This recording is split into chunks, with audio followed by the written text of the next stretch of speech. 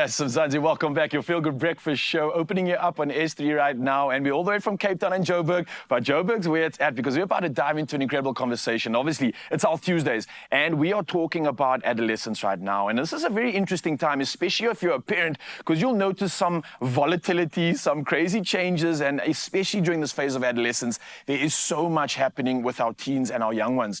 So we're trying to understand exactly what is going on here. And we couldn't have a better conversation than by bringing in Kerry Rudman. Now, she's someone absolutely exceptional when it comes to the world of neuroscience, understanding the brain. She's a neurofeedback expert and the founder of Brain Harmonics. Kerry, oh, it's so good to have you this morning. How are you doing? So good to be here. I'm good, thank you. Yeah, so listen, this is obviously a crazy time for teens, and there's the sort of intensity in emotions, in everything that's changing within their past and now this new future. What's actually going on in the brain during this adolescent period? So your brain uses different brainwave frequencies at different times, depending on your age. It uses all of them, but at certain ages, some are more dominant. Okay. In a teenage brain, the alpha is more dominant. All right. And they have a lot of neurochemistry going nuts. They have a lot of dopamine in their brain, which is about pleasure and reward. Yeah. So it makes them go and seek new experiences and thrill-seeking, all the bad stuff. The problem is that a lot of things aren't fully developed in the teenage brain yet. So even though there's heightened emotions and a lot of neurochemistry going on, there's not a lot of reasoning and long-term consequence kicking in. All right, so a lot of like adjustment, calibrating's happening, and a lot of changes. This clearly explains these certain days where there's just a sudden imbalance or a sudden like outbreak.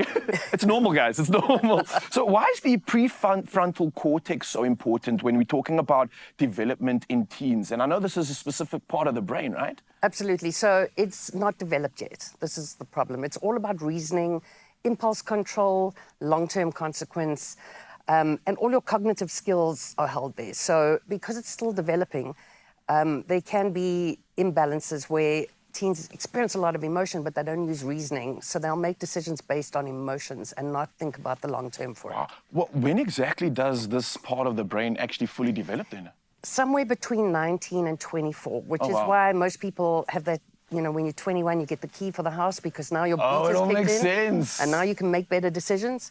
But so not right the best about 21, yet, because we're still developing. Yes, absolutely. That's when they kind of become aware of people beyond themselves. They think about the world and, you know, other people and how their actions influence everyone else. Okay, this makes sense. So we've spoken about the prefrontal cortex. What about the amygdala? I hope I'm pronouncing that correctly. It's perfect, yes. So it's connected to the limbic system, and that's all about emotions. And for teenagers, it's already rife. It's really developed earlier in them. So they feel emotions way more than anybody else. Their highs are really high and the lows are terribly low. And this leads to impulse control and, you know, all the risk-taking stuff that they do. This is starting to make sense. I'm understanding the reasons behind it, because we definitely can see it, we can experience it, but we need to know why. Apart from this, though, there must be other factors that definitely influence this sort of growth phase and this development. How much of an impact does sleep have on this sort of process? It's crucial, especially for a teenager, because they're downloading so much info, they need sleep. You can only rest, repair, and digest when you sleep, so it really is important. Oh, wow. Screen time is a whole other ballgame. Because of the dopamine hits that they're having in their brain, screen time is amazing for them, and they keep seeking more and more of it. The problem is, you know, they're very susceptible to social cues and peers. So if there's a comment about something that they posted, it really affects them badly. They can be bullied. And then there's a lot of algorithms which are showing them things that they're interested in. So if they're looking at depression, they're going to see more and more and more about depression. It's like a snowball effect. Absolutely, because they're so attached to it and can't stop watching. Oh, my word, this absolutely makes sense. And I thought, listen, for adults, we need sleep because we need to operate. But for kids, it's even more important because you need to get your Ferrari. You need to get into that beautiful vehicle that's developing within us. So this absolutely is the key. But for parents, for caregivers, what can they do to maybe assist this process, to better understand it and support this? I think this is an incredible moment of growth.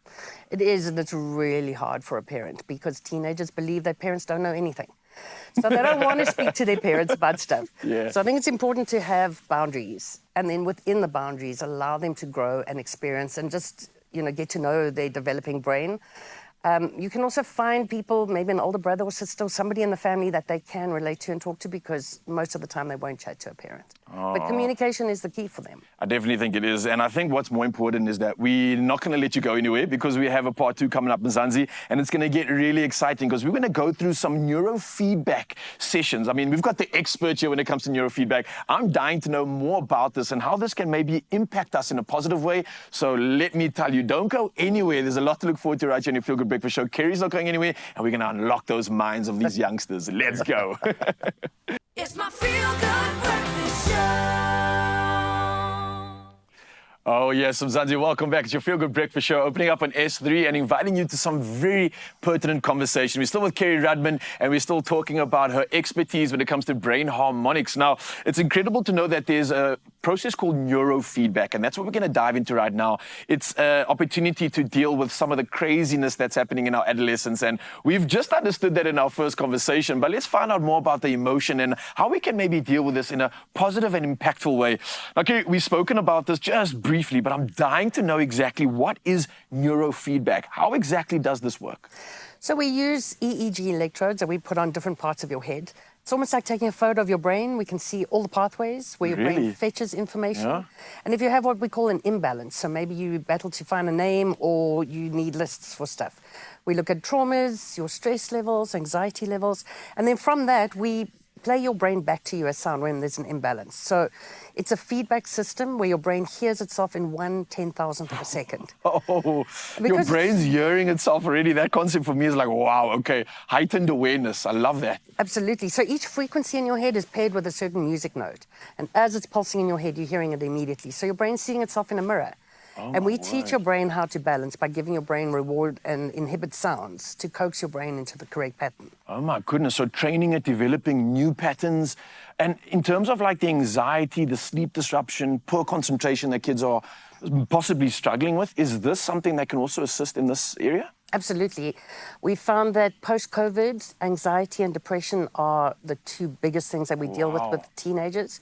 Also, if they're going through all the emotional stuff that we know that they do, they battle to sleep, and then that affects focus, concentration. So everything's kind of interlinked with them. And when we get to balance it, it helps them to navigate what's going on for them with those huge emotions. This makes sense. And in terms of the comparison between, let's say, traditional therapy versus neurofeedback, how much of a difference is there in terms of the 2 sort of systems? So I kind of think neurofeedback's very tailor-made. Because we do a brain map assessment on each person, we work out what that brain needs. And it's completely non-invasive, so it's an easy thing to do. A lot of people will sleep through the training. Wait, hang on. So your brain can be doing its thing and the rest of the body can be just chilling? As long as your brain's hearing itself. It recognizes and it knows exactly what to do. That's incredible. And in terms of a session, how long can something like this take? So it all depends on each brain. It's how many combinations of imbalances does a person have, but also what do they want to focus on. If somebody comes to see us and they only want to improve sleep and they don't care about the rest, we can tailor-make it just for what they need, or we can look at the whole. So it can be anything from 6 hours to 26 hours, depending on what we're dealing with. And we're talking about teenagers, but I think a lot of these issues might apply to adults right now. And I think Mzansi is listening going, hang on, I'm dealing with that issue. If you've got like a specific targeted goal that you're trying to achieve in terms of, listen, I'm just struggling to do the following, is it a great idea to possibly try neurofeedback then? Absolutely, especially if it's a child or a teenager, because the earlier you do it, the better your life's going to be. I love that. You don't want to go through the whole of school or whatever it is struggling. And if you're working, you own your own company, whatever it is, if your brain's fully optimized, you're going to be better. You're going to be a better dad, better person, better co-worker. So it's going to help no matter what. I love this. Listen, I think we need to just advise them, Mzansi, because they're probably hooked right now. They're like, okay, sign me up. How do I get involved in this? What would someone do in terms of taking this process on and getting involved in it? How do they reach out? So we are nationwide, our offices. So all they need to do is go on our website and look for an office closest to them. Go and have a brain map assessment. Even if you don't want to do the training, it's important to see the functioning of your brain. Why do I behave this way? Why do I get stuck in certain emotions? Like, what's really going on? It's very interesting. It's absolutely interesting. If you think about the insights that you could get from this, to be able to map your mind. Come on, this is absolutely crazy, Kerry. I can't thank you enough for educating me, certainly, and I'm sure the rest of Mzansi, because we love the fact that there are options, there are solutions, there's ways that we can improve our life. And this certainly sounds like a stick in that box. So thank you for the incredible work you're doing. Thank I'm you. hoping that I can try this out one day, because, I've got to unlock some things in here. Oh, please come. Well, listen, Mzansi, it just gets better and better. We've got great conversations still coming your way. I think for now, though, it's an opportunity for you to maybe fill up your pocket with some moolah, and then we'll be diving into some Health Tuesdays straight afterwards. Let's go.